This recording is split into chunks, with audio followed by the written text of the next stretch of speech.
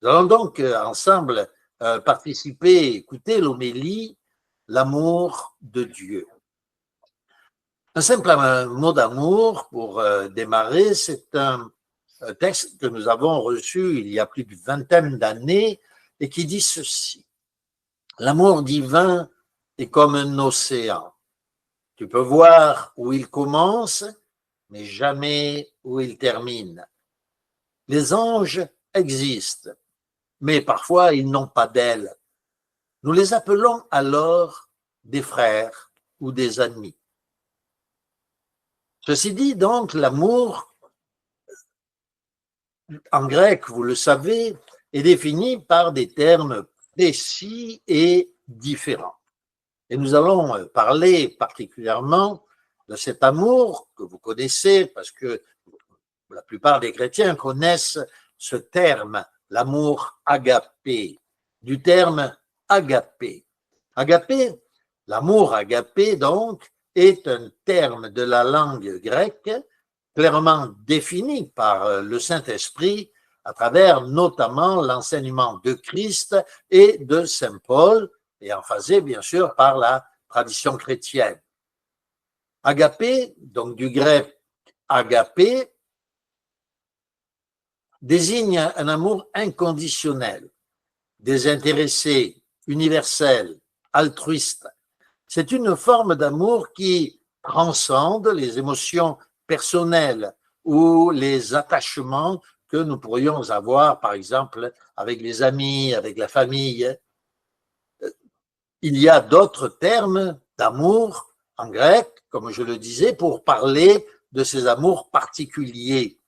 Il est, comme je le disais il y a peu de temps, normal d'aimer notre prochain ou d'aimer nos parents, par exemple, ou notre conjoint. Mais il y a des termes ou une terminologie en grec pour définir pleinement la signification de ces mots et les différencier de cet amour agapé. Contrairement, par exemple, à l'amour éros, qui est un amour donc romantique ou passionnel. L'amour passionnel n'est pas conseillé dans l'écriture, n'est-ce pas? Mais l'amour romantique, c'est-à-dire entre conjoints, est tout à fait naturel, normal. Et il y a un amour qui va se fortifier autour de cet amour avec le temps, le modifier, le discipliner. Mais nous parlons ici particulièrement, comme je le disais, donc d'une autre forme d'amour, c'est l'amour donc agapé. Il n'est pas similaire non plus à l'amour philia, qui est un amour naturel d'amitié ou d'affection, qui est d'ailleurs réciproque. Non, il ne s'agit pas de celui-là.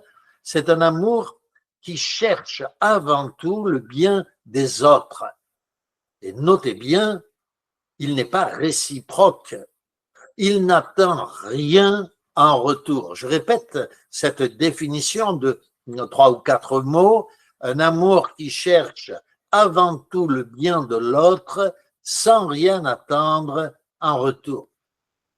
Dans le contexte chrétien, agapé est souvent associé à l'amour de Dieu pour l'humanité, à l'amour que les humains devraient bien sûr cultiver envers Dieu et envers leur prochain. On le considère comme l'idéal spirituel, souvent extampillé ou exemplifié par des actes de compassion, de pardon, de sacrifice même. Alors on le comprend, et vous l'avez compris avec moi, n'est-ce pas, j'en suis persuadé, l'agapé, c'est donc un amour divin, un amour qui vient du ciel, quelque chose qui n'a rien d'humain. C'est un amour qui dépasse notre humanité. Et Dieu nous l'a manifesté, cet amour, et c'est cet amour-là, et non pas un amour qui pourrait être édulcoré, que nous devons nous aussi manifester. C'est d'ailleurs cette forme d'amour qui devrait disparaître lorsque se lèverait l'impie, l'antéchrist. Notez par exemple dans Luc au chapitre 11 à partir du verset 42 ce qui est dit. Il est dit « Malheur à vous, pharisiens, parce que vous payez la dîme de la menthe, de la rue, de toutes les herbes, que vous négligez la justice et l'amour de Dieu. Ici, le terme qui est utilisé, c'est l'agapé touteus, agapentouteus, c'est-à-dire non seulement l'amour divin, mais l'amour divin de Dieu. L'agapentouteus. Et il continue, notre Seigneur, en disant, c'est là ce qu'il fallait pratiquer, sans omettre les autres choses, bien sûr. Dans Matthieu, chapitre 24, à partir du verset 12, le Seigneur, comme je le disais précédemment, nous avait prévenu lorsqu'il dit « Parce que l'iniquité s'accroîtra, l'agapé, l'amour du plus grand nombre se refroidira. » Et cet amour est refroidi, même aujourd'hui, on pourrait le dire, un peu comme un cadavre est refroidi, n'est-ce pas? Il a complètement disparu. Où se trouve l'amour parmi les gens de ce monde, alors qu'on a du mal même à le trouver chez les chrétiens eux-mêmes. Et lorsque je dis qu'on a du mal à le trouver chez les chrétiens eux-mêmes, certains pourraient penser que, encore une fois, j'exagère. Mais non, c'est la vérité. L'amour agapé a disparu de la plupart des chrétiens. Leurs cœurs se sont endurcis. C'est ce que nous dit l'Écriture d'ailleurs lorsqu'elle nous dit « Soyez prudents, faites attention que ne vienne à se développer en l'un d'entre vous un cœur méchant. » Et comment on en arriverait là? Eh bien, le récit continue en nous disant « Parce qu'on manque de foi. » À cause de l'iniquité qui s'accroît, à cause des conditions dans lesquelles nous vivons en ce monde, l'amour disparaît. Et chez les chrétiens, cet amour s'est affaibli. À cause de cela, l'amour même des chrétiens s'est refroidi. Dans l'évangile de Jean, au chapitre 17, au verset 26, notre Seigneur Jésus-Christ disait ceci.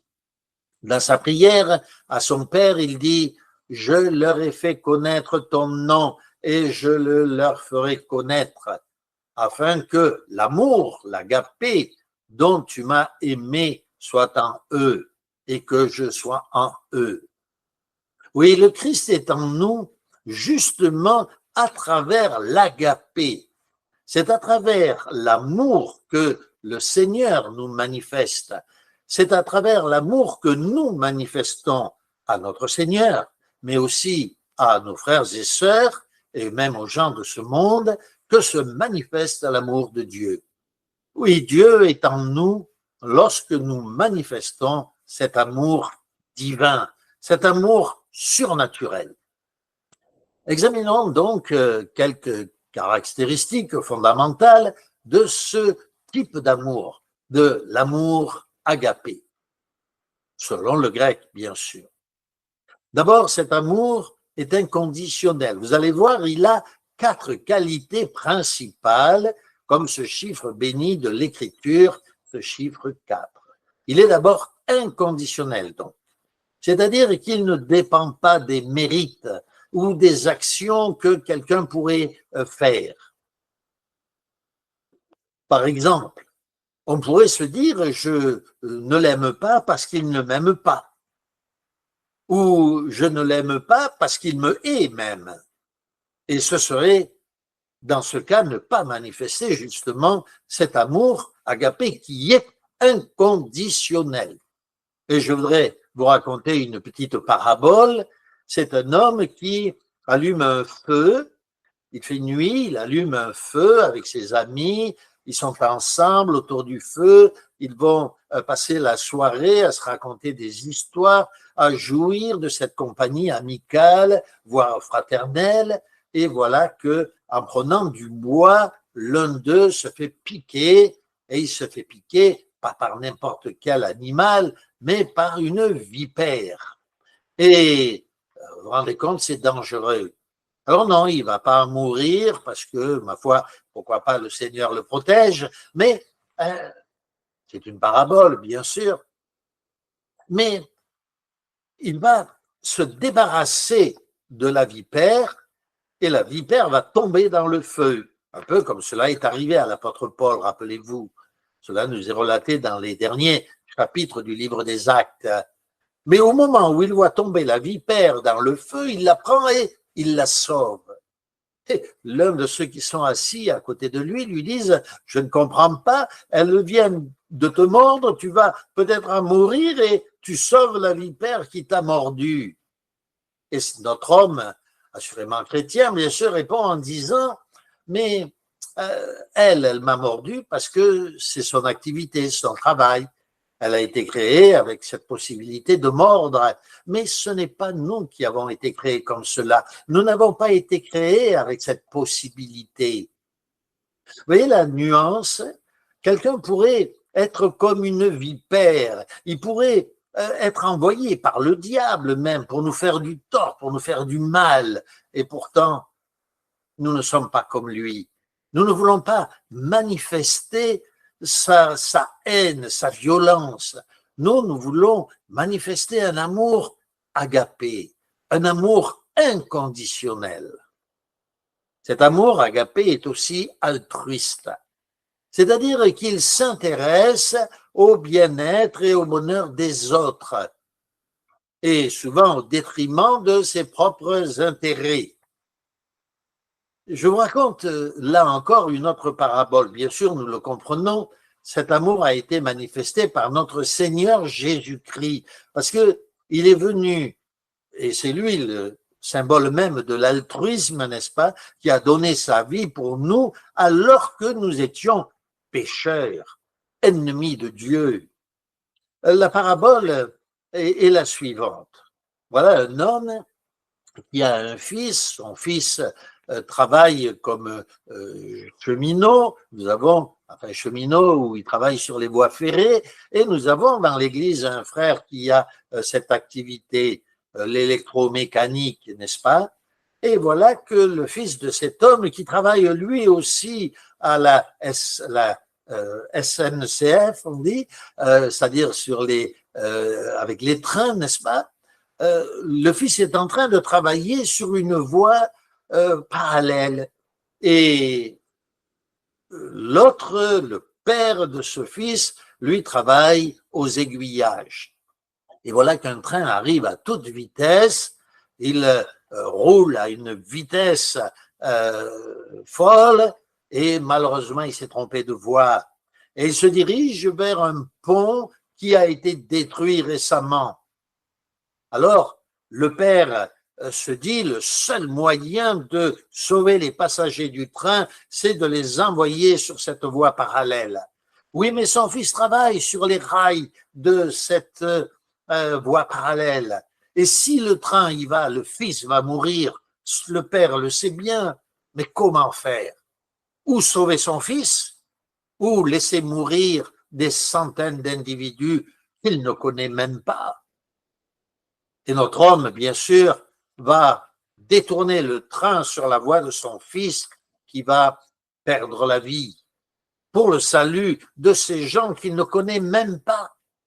Voilà ce qu'a fait notre Seigneur Jésus-Christ, n'est-ce pas? Au détriment de ses propres intérêts.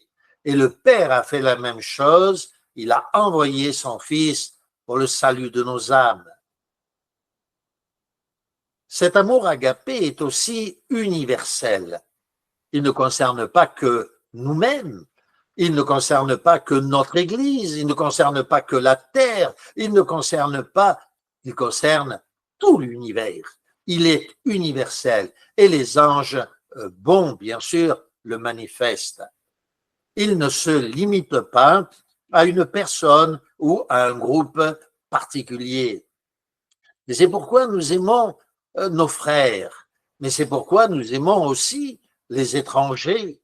C'est pourquoi nous aimons aussi profondément ceux qui se sont égarés dans la voie de la vérité. Nous dénonçons, bien entendu, que leur enseignement est faux, mais nous les aimons profondément.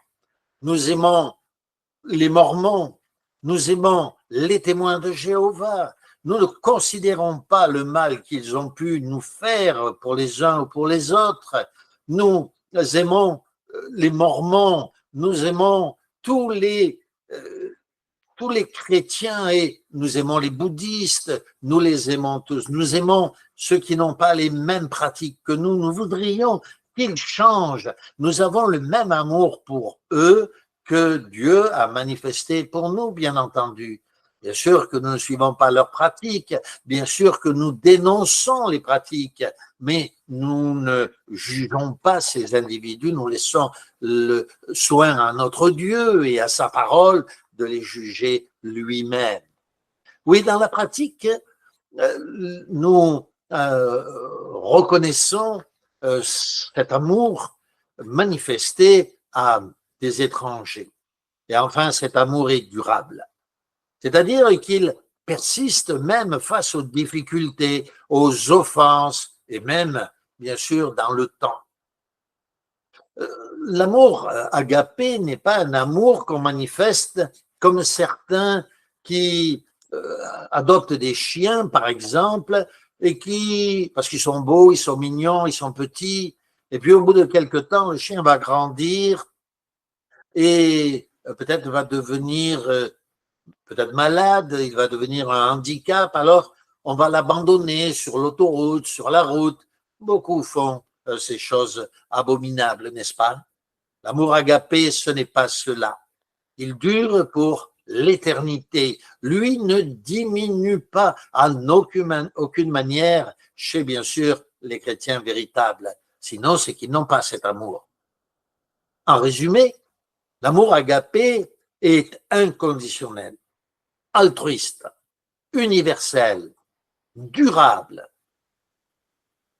Il peut donc, dans la pratique, être perçu dans les gestes quotidiens, dans la générosité. C'est pour ça que souvent on l'appelle charité, mais charité est trop court pour définir cet amour.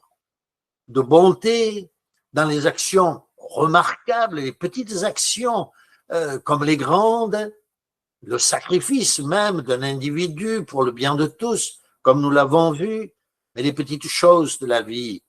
Une femme qui sert son mari, un mari qui sert l'Église, un mari qui va évangéliser, un chrétien qui va évangéliser, essayer de sauver les personnes qui l'entourent avant que la fin ne vienne mettre fin à tout cela, donner sa vie même pour quelqu'un que nous ne connaissons pas.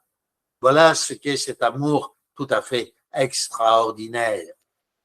C'est comme je le disais, rappelez-vous, il n'y a pas longtemps, c'est par cet amour que nous serons tous présents, que nous voudrons être tous présents, même si cela nous demande de gros sacrifices pour la Pâque. Parce que nous ne voulons pas penser qu'à nous, nous voulons penser à nos frères et sœurs. C'est pour eux que nous serons présents. C'est eux que nous voulons aider, encourager, avoir des paroles d'amour. C'est eux, c'est pour eux que nous serons présents. Et par amour, agapé aussi, de notre Seigneur qui nous a donné cet ordre que tous soient présents de tout temps pour la Pâque. Comme il était dit en Israël, celui qui n'était pas présent était mis à mort pour nous montrer, bien sûr, l'importance de cette action et de cette présence aux invitations du Seigneur. Dans la première lettre de Saint Jean, au chapitre 3, notre Seigneur nous dit à travers l'apôtre, nous avons connu l'amour agapé en ce qu'il a déposé son âme pour nous. Je vous propose donc, bien entendu, la lecture de Corinthiens, dans 1 Corinthiens au chapitre 13, où il y a une définition spirituelle de cet amour, et je vous demande de bien faire attention, maintenant que vous avez bien compris le sens de ces propos, à chaque terme utilisé pour les faire vôtres, pour que cela devienne pour vous comme un refrain, une chanson, quelque chose qui se grave à l'intérieur de votre cœur, notre bien sûr, tous ensemble, et comprendre ce qu'est vraiment l'amour selon Dieu. À partir du verset 1, le Saint-Esprit nous dit « Quand je parlerai la langue des hommes et des anges, si je n'ai pas l'agapé, certains mettent la charité, l'amour divin. Si je n'ai pas l'amour divin, si je n'ai pas l'agapé, je suis un airain qui résonne ou une cymbale qui retentit.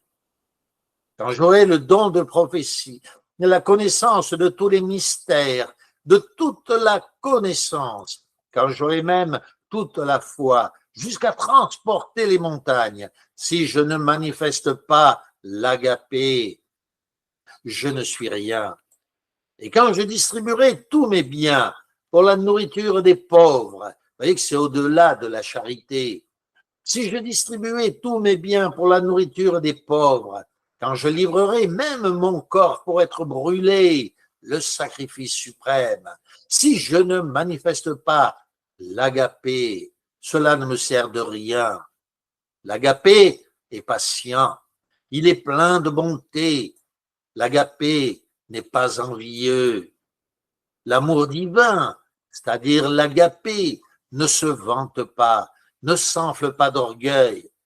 Il ne fait rien de malhonnête, il ne cherche pas son intérêt, il ne s'irrite pas, il ne soupçonne pas le mal. Combien de fois nous soupçonnons le mal chez nos frères, n'est-ce pas? Il ne se réjouit pas de l'injustice, mais il se réjouit de la vérité. Il excuse tout, il croit tout, il espère tout, il supporte tout. L'agapé ne périt jamais. L'amour divin ne périt jamais. Les prophéties prendront fin, les langues cesseront, la connaissance, sous-entendu, bien sûr, la connaissance miraculeuse disparaîtra, mais l'agapé durera pour l'éternité, parce que c'est un amour, comme nous l'avons vu, qui dure dans le temps. En conclusion, la conclusion nous sera donnée par 2 versets donnés par le Saint-Esprit. Le premier est tiré de Galates chapitre 5, verset 6. En Jésus-Christ, ni la circoncision ni l'incirconcision n'a de valeur, mais la foi qui est agissante par l'amour en action, par l'agapé en action. Et le deuxième texte est celui de Saint Jean que nous avons mentionné tout à l'heure. J'entends l'auteur au chapitre 13 qui nous dit au verset 35, « À ceci, tous connaîtront que vous êtes mes disciples. » Ce n'est pas n'importe qui dit cela, n'est-ce pas?